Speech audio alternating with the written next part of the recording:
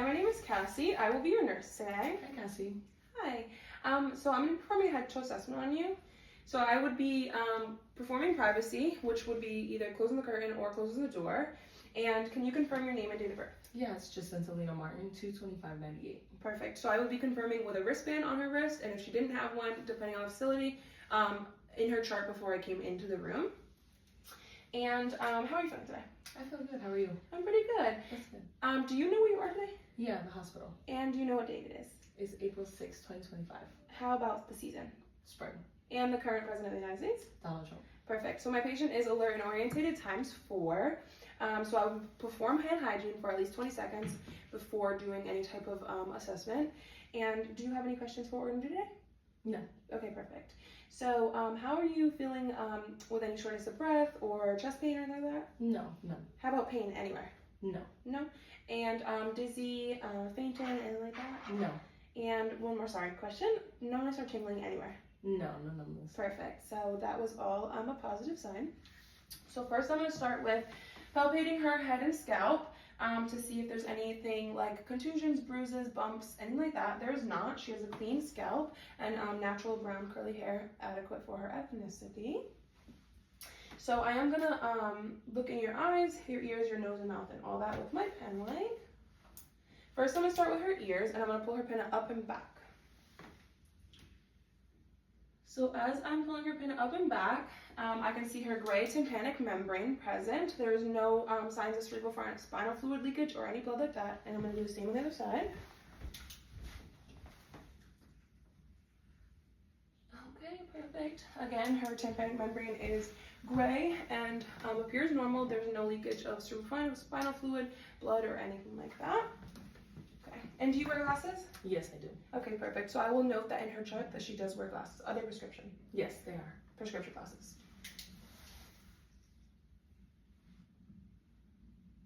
Okay, so her pupils are equal, round, and reactive to light at about a 4 millimeter. I'm going to have you follow my pen. She does accommodate. Her sclera is white, and can you just pull down here? And her conjunctiva is nice and pink. Do you have any problems with your eyes other than your glasses? No. Okay, perfect. So her eyes are anatomically correct in the correct position, and her ears do match up with like the center of her eye. I'm gonna look in your nose if that's all right. Okay, her nares are clear. It doesn't look like there's any obstruction for her airway. Can you hold one nostril and breathe in? And the other one. Okay, perfect. And her nose is midline with her face. Say lift your tongue up to the side, other side. Okay, perfect. So my patient's mouth is clear and patent. There's nothing obstructing her airway that way. Her mucous membranes are moist and pink. Teeth seem to be intact. There's no decaying, broken teeth, and they are her natural teeth. Correct? Mm-hmm. Okay, they are her natural teeth. And can you smile for me? Frown. Puff out your cheeks. Raise your eyebrows. Okay, my patient's facial muscles and nerves are intact as well. I am going to palpate your lymph nodes, okay? Yes. So there's no abnormal bumps or lumps in her lymph nodes. Her trachea seems to be midline. Can you turn your head like this and like this, about 45 degrees each way? Perfect. No JVD present. And how about your swallowing? Is there any issues with that? No. No? Okay, perfect. I am going to pinch her skin right by her collarbone to see if there's any tenting. There is not, so she is hydrated. And can you shrug your shoulders? And how about like put them in circles? Perfect. So ADL is present in her shoulders. Can you lift your arms like this and like this? Back down. How about your wrists? ADL is all present in her arms, elbows, and wrists as well. Can I see your hands? Mm-hmm. Okay, so there's no clubbing present on her fingers. She does have acrylic fingernails, so I can't assess her capillary refill. Ideally, we want it less than 3 seconds though. Skin is moist and pink tannish, which is adequate with her ethnicity. And just take your radial pulses really quick. You can relax. So I will hold her pulses for 30 seconds and multiply by 2, or 60 seconds in total. I'm assessing the rate, if it's regular, strong, and equal bilaterally, which it does appear to be. And I would also count the beats. to keep it in the determine if it's in the adequate range for her age. Can you squeeze my fingers?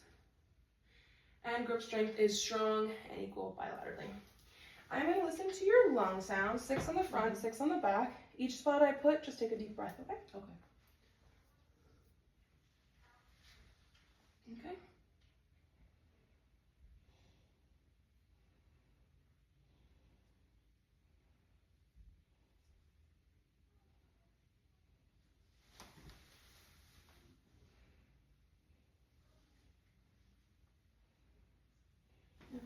Make one. Okay.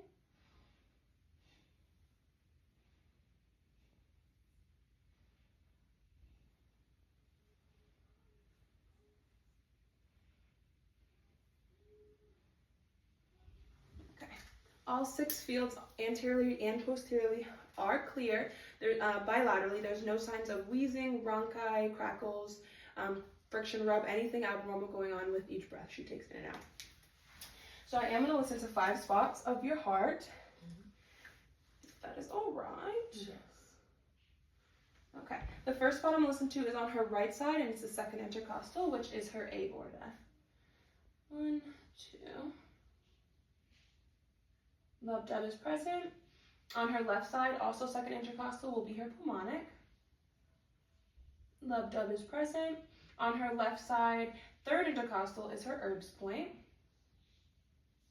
Lub dub is present. Fourth intercostal on her left side is her tricuspid. Lub dub is present. And her fifth spot is going to be midclavicular on her left side, fifth intercostal, and I will listen to it for a full minute. It's also called her apical pulse. What I would be doing is comparing it to her radial to determine if the rate is the same and if it's regular and strong. So mid-clavicular, fifth intercostal is right under here. And again, I would listen to it for a full minute and compare. Okay. Perfect. Do you have any heart issues or history? No. Okay, perfect. I'm just going to have you lay back and I'm going to assess your abdomen. Is that okay? Mm-hmm. Perfect. So before I do any physical assessing, I'm going to inspect her abdomen, and it does appear round and soft. There's no guarding or board-like rigidity. How is your digestive? Do you have any nausea, vomiting, or diarrhea? No. Okay, perfect. Any stomach pain or history of surgeries in your stomach? No. Okay, perfect. I am going to listen to 4 spots on your stomach. Each spot I'm going to listen to for a minute to determine how many clicks I hear, likely between 5 and 30 clicks. And I'm going to start with her right lower. So right lower, right upper, left lower, and I will be listening to 5 to 30 clicks. If it's 5 or less, that's hypoactive. If there's none, it's absent. And if it's 30 or more, it is hyperactive. And I would chart which one I determine. I'm going to palpate your stomach. Let me know if anything hurts, okay? And in the same order, I will palpate.